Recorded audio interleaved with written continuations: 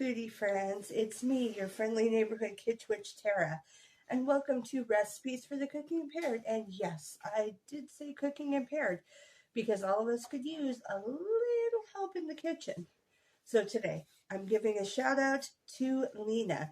Lina has requested a fabulous traditional, kind of like street fair type of side dish, something you would get if you were at a fiesta.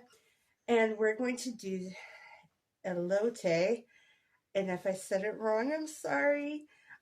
So one part because it was requested, and two parts because it could celebrate Cinco de Mayo. And so, first off, before I give you the recipe, and I will give you a heads up, there's a lot of parts to this recipe, but it doesn't take very long to cook. So go ahead and hit the like button, hit the share if you want to send this to other friends, and the subscribe button so you don't miss out on any foodie friend cooking impaired deliciousness. All right, so here we go. Ready? And okay, elote salad, which is also a corn salad. So you could do 6 cobs of corn or 1 pound of frozen or canned corn kernels. So we're doing a mixture because I didn't have I only had 4 corn on the cobs, and mine's white corn. Sweet corn is the better option. So I also have 1 can of sweet corn to mix with it. So it's going to be kind of cool. You'll have 2 different kinds of corn and lovely colors. It'll be a feast for the eyeballs. 1 to 2 jalapenos, depending on how spicy you like it, and they're going to be cut up small. 2 teaspoons of onions minced. You can either do fresh or dry minced. I was out of fresh onions, so I have dry minced onion to put in the mix. 1 tablespoon of avocado oil. 1 tablespoon of butter melted. 1/4 cup of sour cream, and this could be full fat or low fat, doesn't matter. And then 1 teaspoon of garlic minced. This also can either be fresh cloves that have been cut up into a small minced size, or you can get the wet mince that comes like in a jar in the stores. I had the wet mince that you buy in the jar. Take it out of the fridge, measure it, good to go. All right, 1/4 cup of Mexicana crema. Now this is also called table cream. It's not like sour cream, but there are some similarities. But this will help give it a nice, rich and gooey, moist consistency. 3 tablespoons of mayonnaise. 1 lime that's been juiced, squeezed, or 2 tablespoons of lime juice, depending on what you have available. 2 teaspoons, not tablespoons, 2 teaspoons. Thank you, camera lady. So 1 whole lime squeezed, or 2 teaspoons. Ooh, brains. Teaspoons. Smell them out. 1/2 cup of cotija cheese, which I might be saying incorrectly. Sorry, guys. It's very crumbly. It comes in a circular pressed cheese consistency, and when you cut into it, it crumbles, which is kind of neat. 1/2 cup of queso fresco, again circular. You'll find them in the cheese section. It is kind of similar to a mozzarella in consistency. 1/2 teaspoon of chili powder. 1/2 teaspoon of smoked paprika. Now, you can use regular paprika, but if you're not going to grill the corn on the cob first, which I'm not going to, we're having grill problems, so didn't grill it. I cooked it in the oven in foil and baked it first. So if you do that, you're going to put a little bit of the smoked paprika over the corn before you cook it, and then more of the smoked paprika in the actual mix afterwards. 1/2 teaspoon of chicken broth. 1 cup of pepper jack cheese, and you want the grated kind, you don't want slices. 1 teaspoon of cayenne pepper, and then last, half a cup of cilantro, unless you're going to use it as a garnish, just a little bit on top. So either one, depending on how spicy you like food.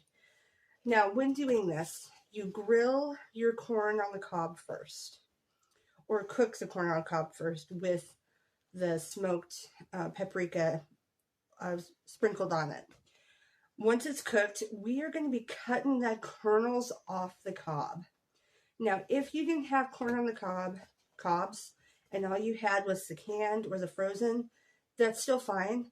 You're still using the smoked paprika to give it the rich, the smoked flavor that you would find if you were to buy this at a fiesta. All right, and for my metric fans, I got you covered. Do do do do do do do do do do do do do do do do. Do do do do do do do do. Doop. All done. All right, guys, let's go to the kitchen staging area, and we're gonna get cooking. All right, see you there. Okay, guys. So the first thing we're gonna do is mix the wet stuff and the jalapenos together and the seasoning. So this has got the cayenne, it's got the chili, it's got some more of the smoked paprika, and the garlic and the onion. So I'm just going to pour this in.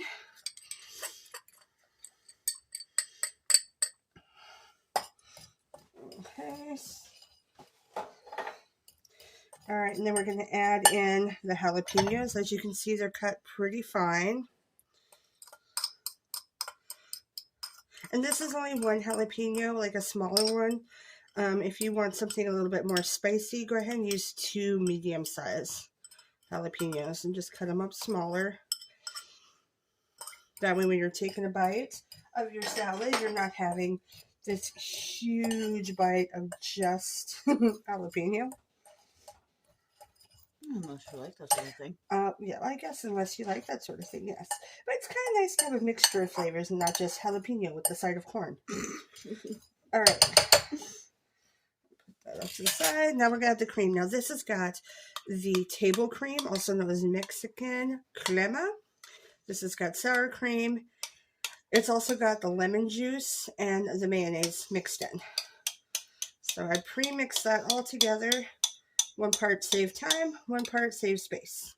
Because as you know from reading the instructions, there are a lot of pieces to this. Yes, indeedy. So just trying to get all of it out.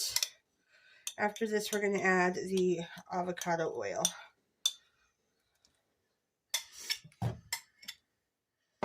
Thank you. Okay, go ahead and get it stirred up a bit first. All right, and we're doing 1 tablespoon of avocado oil. Now, if you don't have avocado oil, this would work with a vegetable oil or a canola oil. But I did have the avocado, and I think it tastes amazing in this. So that is what we do. We're going to put that off to the side. Yes, we are. And that off to the side. All right, so we're going to stir this up, and then we're going to put this in the fridge to chill and kind of marinate while we cut the corn off the cobs.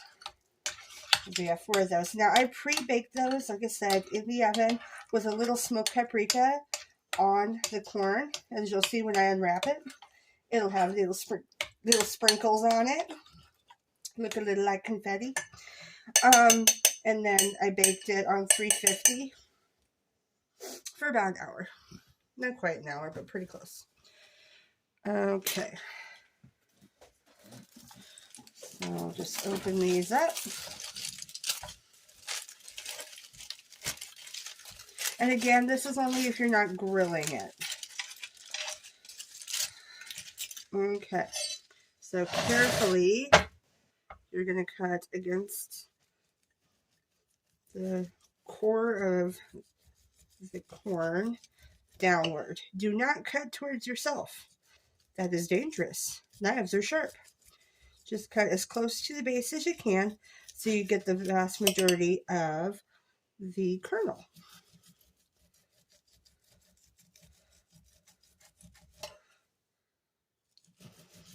I'm going to do it all the way across.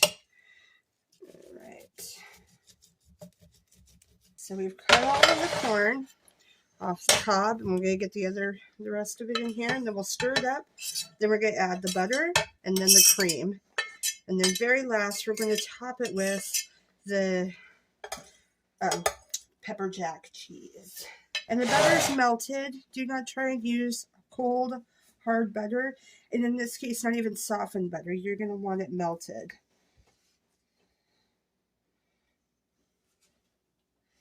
Okay, we're going to get our cream sauce, the cheesy sauce we made out of this.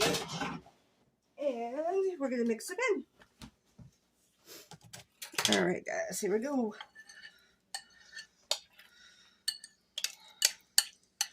Then once we get it mixed in, then we'll add the last part, and then we're going to put this in the oven on 350, and it's going to cook for 20 to 25 minutes. I mean, keep in mind, all of this has already been cooked minus the jalapenos.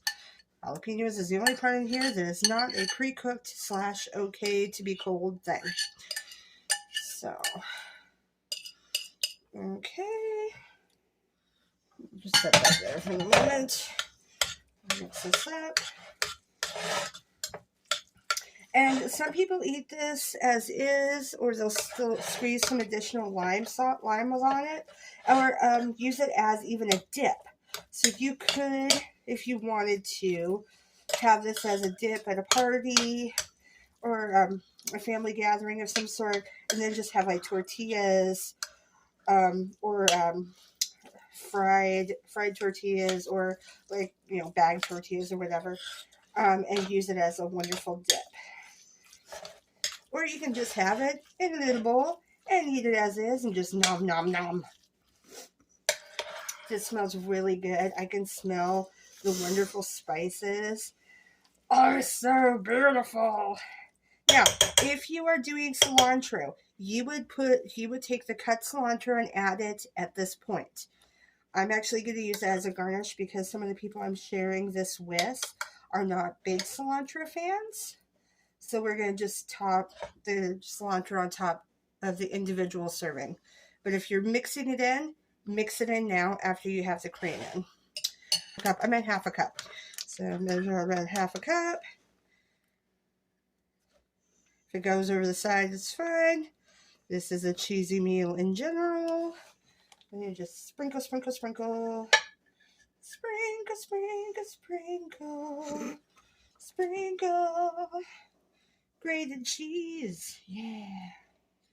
Alright, guys. I'm going to add just the tiniest bit at this corner because it got neglected. There we go. Now we're good. And then put it back in the oven that has been warmed. Put it on for 350. Cook for 20 to 25 minutes. Now I'll come back to you guys in just a bit. Okay, guys. I went ahead and did an additional 5 minutes, so I did 25 total. All right, guys, it is done, and it is beautiful. So you got the cheese, and I'm gonna put some cilantro on top of mine, but I haven't yet. And it is all delicious. It's hot. This kind of meal actually can be eaten hot or cold. So if you wanted to bake this and then let it chill, you can totally eat it cold. I don't think I mentioned that earlier. So everybody, enjoy. Remember, you can cook the cilantro in or put it on top. It's all up to you. And for all my foodie friends, thanks for watching. Thanks for coming. Leave me a comment. Is something you would like me to cook? Let me know. Like Lina made this suggestion and requested it. So Lina, here you go. I hope you get to try making this yourself. And feel free to subscribe if you're not already a foodie friend with Cooking Impaired. All right, guys, I love your faces. I miss you already.